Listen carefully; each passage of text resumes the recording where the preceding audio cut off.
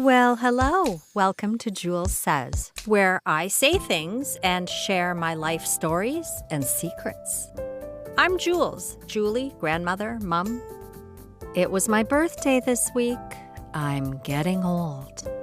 I've known people who celebrate their birthday for a week or even the whole birthday month. One of our friends refers to his birthday as Matmas, so we do too. We just go along with it. I don't actually care all that much about my birthday, just that those closest to me acknowledge it. I've had a couple of unacknowledged birthdays, and it's not a great feeling. If someone tells you that they don't care about their birthday, it might be a good idea to confirm whether they expect you to ignore it or forget it completely, or if it just means they don't want you to make a big deal, which is actually the case for me. I must not have been clear about that on those years that it kind of just got ignored. I just think a card or a thoughtful gesture is nice. And I think it's good for young children to celebrate their parents' birthdays as they grow up. It's another small thing that teaches them empathy, that other people matter, that their parents were babies and little children once, just like they are, and their parents matter too. As is the case with most little ones, I used to be really excited for my birthday as a child, partly because I was so eager to grow up, so I could read, so I could go places, so I could do what I wanted when I wanted. I think even very small children crave agency and competence. But mostly, I wanted to grow up to be a beautiful woman who would be admired. After all, I was taught that that is the value of a woman, so when I was little, I think it's only natural that I wanted that for myself. I remember lying on my parents' living room floor listening to I Am 16 Going on 17 from my mother, Dorothy's, Sound of Music album, and dreaming of being a very grown-up, beautiful 16-year-old who was adored by a lovely boy. The fact that Liesel's lovely boy was a Nazi soldier was completely lost on me.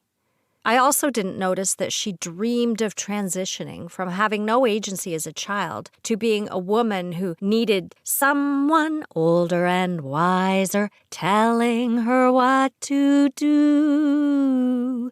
That song is pretty fucking ominous to me now. I even thought, 12.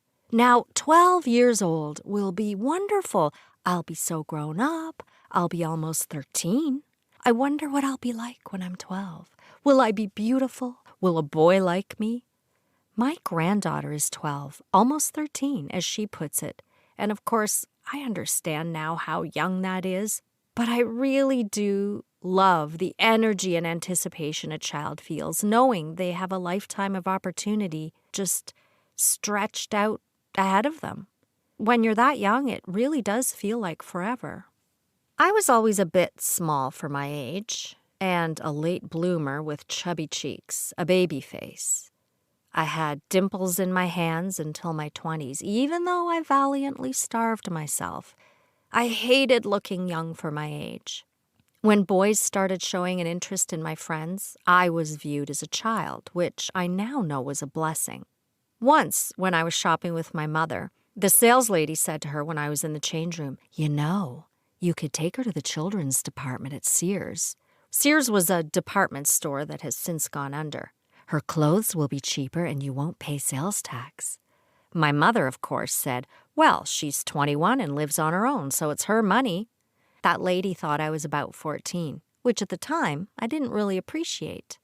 But by the time I was in my 30s, I wanted to look young for my age. It's so silly. It's absolutely ridiculous, isn't it? Joanne said to me once, my children are so wise, and she wasn't very old when she said this herself, why do you want to look young? And why would you want to look 25? Why don't you just want to look 10? There's no ideal age to look. You should just be fine with looking whatever age you are. There are a lot of beautiful women who look their age, and she's absolutely right. But I had internalized all my messy inadequacy of not being pretty or thin enough, and now I was earning the right to hate myself for looking older. It just keeps getting better, girls. God, I'm so glad that attitude is changing. But Dorothy would say to me, you need to cut your hair. You look so hangdog with that long hair. Women over 30 shouldn't have long hair. Another friend would comment about looking like a mutton in sheep's clothing. This was when I was in my 30s. In those days, only the very wealthy had medical aesthetic treatments or cosmetic surgery available, so I resigned myself to minimizing sun exposure and using sunscreen, lotions, potions, creams, and elixirs to fight the inevitable. The beauty industry has certainly gotten more than its fair share of money from me. And I'm grateful now that I am older for Carrie Ryan's skin treatments at Clinique de Mode in Toronto. At some point, I'm not sure when, I started jokingly taking 10 years off my age. 10 years was easy because it's just so simple to do the math. That meant I started working full-time when I was 8. I started in IT at 12. I was the Doogie Howser of the IT industry. If you don't know who Doogie Howser is, you're very, very, very young. I was married at 12, arranged by my father, of course, but I had lived away from home for 4 years, so I was quite a mature 12-year-old. I would say these things without really considering the reality that there are actual 12-year-old girls and younger who are married in real life. I had Catherine when I was 13. It was just easy to joke about it, but people didn't necessarily realize I was joking. Sometimes you can say something so outrageous to someone that their first instinct is to believe it, especially if you just say it with a straight face. I worked with a lady who really wanted children, and she has children now, but at the time, it wasn't happening for her. And when I was expecting Carrie, when we had to go to one of the clients' offices together, people would comment on my visibly expectant state. And Carol would say, oh, she's just selling that baby to me. She already has two. She really doesn't need this one. And people would look at us horrified because it wasn't obvious to them that we were joking. And the same with lying about my age. I would say, oh, yes, well, I was only 13 when Catherine was born, but I was a very mature 13. And I would say it with such earnest sincerity that people would often say, what? Really? Oh my God, wow. At which point I would have to admit that no, I was actually just saying that to perpetuate a false illusion of youth and didn't think they would believe me. I stopped doing that because I realized my joke was insensitive on so many levels, particularly because this is an actual real-life nightmare for too many little girls in the world. So I'm honest about my age now, and sometimes I even age up by 10 years. I think I look pretty good for 72. People have a tendency to say, oh, 29 again? But you know, if I take off too many years, people will just think I've lived a very hard life. I'd rather just feel neutral about my age. Do I really want someone to squirm with discomfort because they're thinking, holy cow, she looks rough for 39. What the hell happened? No.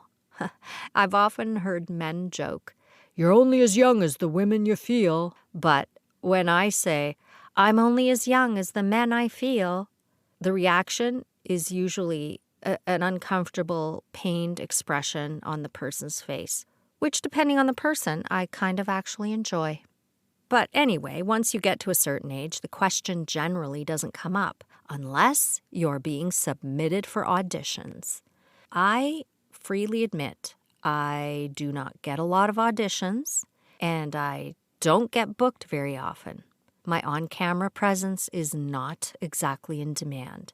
But it is intriguing to me that I've recently been submitted for roles that call for age 70 to 75. I mean, I know I'm aging, but to be honest, I really just don't think I can pass for my 70s. I submitted for one role recently that called for an age range of 60 plus, and the casting director invited me to audition for a 45-year-old role. I originally thought they may have made a mistake, but went ahead and did the audition anyway. I didn't get the part, but who knows? It's hard to look at yourself and even know what other people are seeing. Once in my mid-40s during a commercial shoot, I was chatting with my commercial husband, who, by the way, was very, very average looking, with crooked teeth and a double chin, and the subject of our children's ages came up. He was shocked at the age of my children. He had really little children, and he said, "How old are you?" I told him, and he said, "Wow. Normally they cast 25, 26-year-olds to play my wife." He could not believe they had cast someone his age to play his wife. And this was in a really low-budget, non-union commercial. Ah, showbiz. But as my mother always said, don't be afraid of getting older, Julie. It's better than the alternative. To which some people respond, "What, better than being younger?" No, obviously, growing younger isn't an option. Growing older just means you didn't die. Dorothy was only 64 when she died. Even though I knew that 64 wasn't old at the time, I have to admit the closer I get to it, the younger it looks. And birthdays often lead me to reflect on things like this. I was 37 when Dorothy passed away, and when Catherine turned 37, I couldn't help but reflect on that. In 2 years, I will be the same age my mother was when she died. It's a sobering thought, but I remind myself that so many people lose a parent much younger than that, so I'm not complaining. And God forbid some people lose a child, which would be the worst thing imaginable. My mom was 55 when she was diagnosed with breast cancer. I booked the day off work so I could go with her for her mastectomy when I found out she was planning on just taking a taxi because my father, Ted, wasn't planning on going with her, and she wouldn't be allowed to drive home on her own anyway. And she was going to be in the hospital for a few days, so someone would have had to go get the car. It just didn't make sense. And to be honest, I don't even know whether she asked him to go.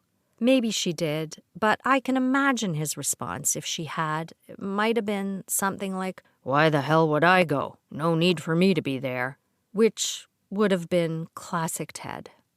So I went with her to her surgery, and when the nurse updated me on her post-surgery status, as they do, I called Ted's office.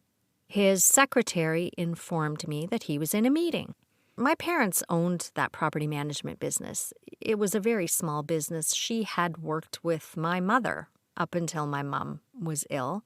My mom probably even went back to work after that surgery, I would think. Anyway, his secretary told me he was in a meeting. And I said, "Well, he's expecting me to call. My mom just got out of surgery and I need to give him the update." But she insisted. "He doesn't want to be disturbed. May I leave him a message?" Yes, I responded. "Please just tell him his wife isn't dead." That sounds like a shitty thing to say, but you know what? She knew the family. Her response to that was just, "Will do."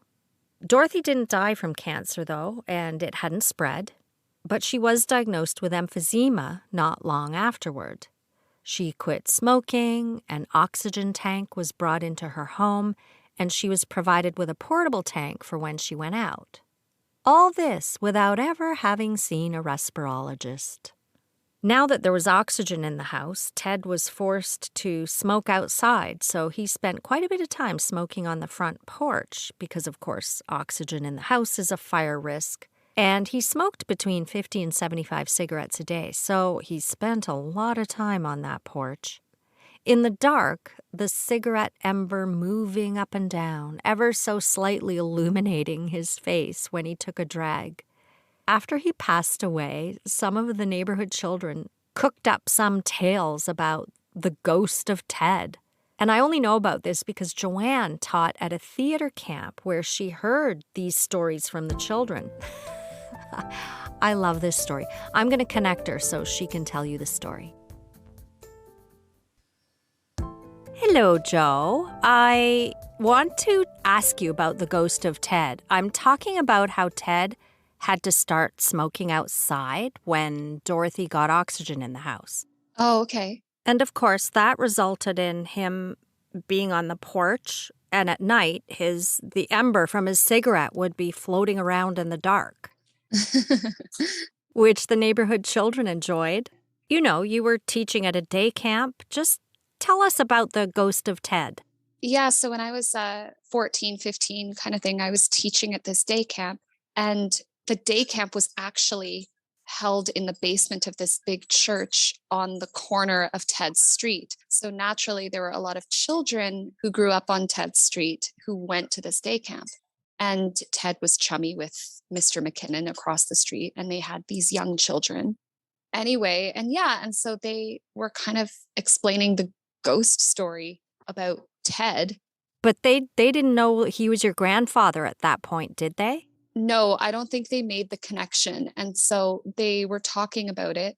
And I immediately made the connection because what other creepy old man could it be? Sorry, I love Ted so much. Oh, Yeah. I can't. Yeah, I'm sorry for calling him a creepy old man. No, that's okay, because he was. Yeah, when you don't love him and know him, I'm sure he could look very spooky from a distance. But anyway, after he passed on, they were explaining that his ghost still haunts Brock Street. And someone was saying, yeah, and he walks up and down Brock Street with his cigarette, and he rings his doorbell with a cane. And another child chimed in and says, no, he doesn't. It's just a floating head with a cigarette. And then another child chimed in and said, well, no, it's not a floating head, because how else would he ring the doorbell? And of course, Gracie McKinnon responded, obviously, he leans in and rings the doorbell with the cigarette dangling from his mouth. But the funny thing about this was that before Ted and Dorothy passed, he had a fancy bougie doorbell installed. And it was so obnoxious and it was so annoying. And it was one of those drawn out, like, do, do, do, do. And he loved it. And he especially loved how annoying everybody thought it was. So the fact that he was ringing this doorbell in the afterlife, because the new owners had said to the neighbors, oh, how's it going? How's the house? How are you settling? Oh, we like it, but sometimes the doorbell rings and we can't figure out why. So that was the truth. And the mother, Leslie McKinnon, did confirm that bit of the story with me. And then the children had sort of spun it from there as this elaborate ghost I think it's story. a great story. And you know, the root of it would have been him sitting on the front porch smoking in the dark. I didn't think of it in that way, but that does make a lot of sense. And then when I reported back to you and told you the story, I remember your eyes welled up with tears and you said, you know, that's what Ted would have really wanted the most, to know that even after he was gone, he was frightening the neighborhood children. Yeah, he would. He would.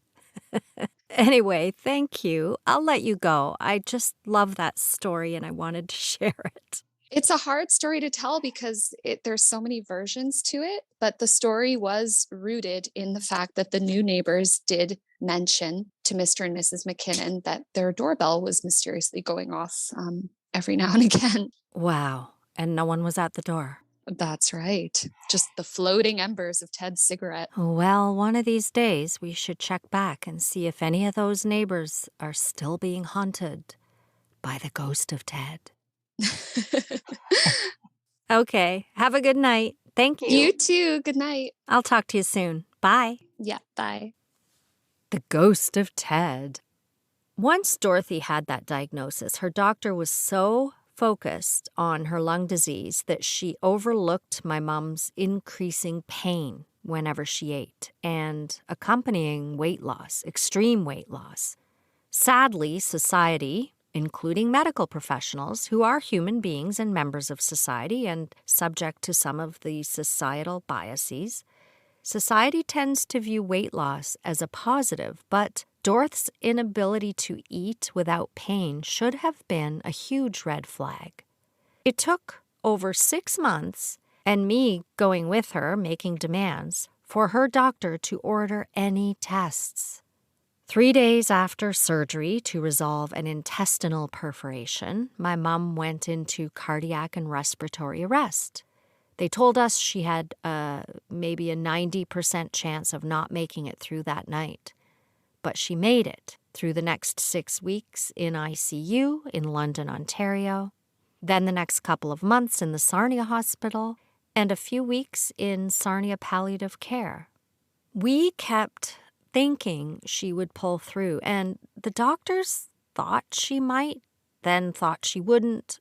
It was definitely a roller coaster of setbacks and improvements.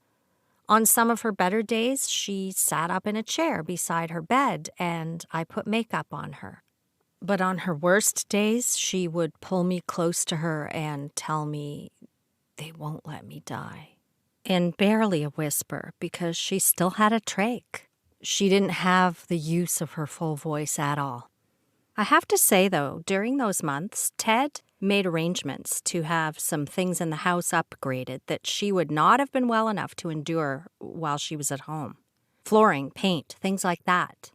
And he brought pictures in to show her what he had done.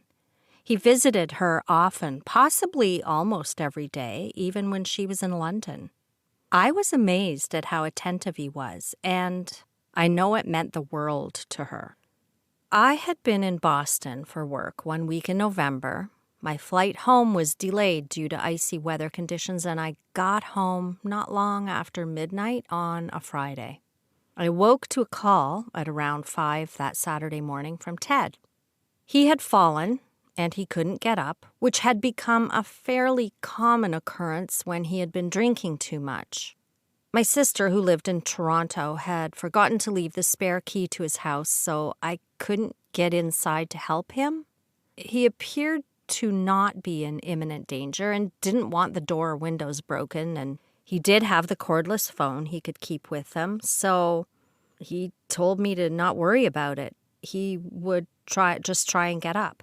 As I went about my Saturday with the girls, unpacking, catching up groceries, cleaning laundry, all the busyness after having been gone for 5 days, their father went to the house periodically and peeked in the front window to monitor his progress.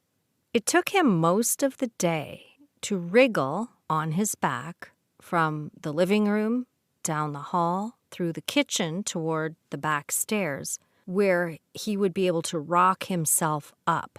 The risk was, of course, that he might rock too far forward and fall down the stairs, but at least the back stairs was a short flight, only 4 or 5 steps. My mom was in really good spirits when I went to see her that afternoon. She seemed great, one of the good days on the roller coaster, and I left her to prepare supper for the girls. Their father and I were going to, I don't know if it was his work party or a rugby party that night.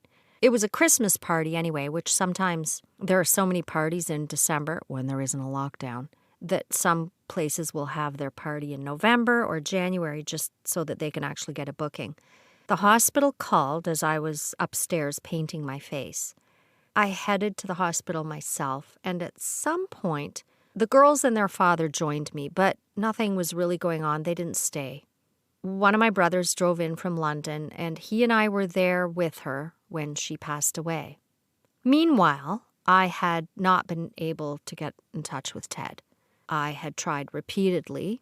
My brother headed back to London, and I waited with my mom, and I kept trying to get a hold of Ted. The nurses needed to take Mom to the morgue, but I really thought I should let Ted know first and give him a chance to come up. When he finally picked up the phone, I told him Mom had passed away a few hours ago and that I was waiting for him. He said, "Nothing to see now," and hung up. It turned out that once he was able to get up, he had gone out drinking, which was why I couldn't contact him. Of course, we didn't have cell phones back then. Classic Ted. So my mom died 3 months after her 64th birthday, and I know people die younger all the time. Believe me, I was grateful that she had lived long enough for her children to grow up and to at least know some of her grandchildren. She was a wonderful mother and grandmother, and I know how lucky I was to have her. I talked to her almost every day, at least once a day. And when her health deteriorated, I got her groceries every week when I got mine. I spent time with her at her control center in the kitchen when I put them away. And it is true that I was very busy with a demanding job, school-aged children, courses, but I was also doing things just that I liked myself, theater, for example. But in retrospect, I should have been there more for her. I should have gone with her to more doctor's appointments. Maybe she would have had a better outcome if I had advocated for her sooner. I think it's really hard to advocate for yourself when you're not well. It used to take her hours to shower, do her hair and makeup for a doctor's appointment. And I honestly think part of the reason they dismissed her was because she always showed up looking so good, so put together. So I don't think they really believed she was as unwell as she was telling them. But she was also very lonely. She was housebound, much too young. I mean, her mind was 100% intact. And Ted just carried on, going out, doing his own thing, having a good time. He often went out for dinner and didn't even think to bring her anything home to eat. And there were days she wasn't well enough to do anything. Thank God she had her dogs. One day, when she was still at home, she had had a very bad day, and she said to me, "I just want someone to hold me."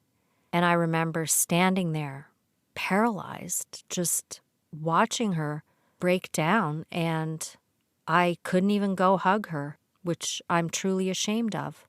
I guess I had a hard time accepting that my brilliant, lovely, strong mother was really that unwell. And for years, she had always talked about moving back to Toronto someday, which she obviously never got to do. Her death was the kick in the butt I needed to really appreciate how short life is and appreciate that I needed to hurry up and make some changes, or I would also die feeling alone and unhappy. After my mom died, it took me probably about 10 years to stop automatically reaching to pick up the phone to ask her something or just tell her something funny or frustrating or anything. Of course, I still miss her terribly, but I think she would be very pleased with where I am now and so proud of her granddaughters. And I hope that she has forgiven me for not doing better by her. I certainly don't feel ready to go 2 years from now, which will be her age when she died, but at least if I do, I will not die unhappy or feeling alone. And that is worth a hell of a lot. Thank you for listening. If you have anything you'd like to share with me, please email me at julessays@gmail.com. I really do love hearing from people, and because I'm not famous like Catherine, I hardly get any emails, so I have time to check them. Have a wonderful week.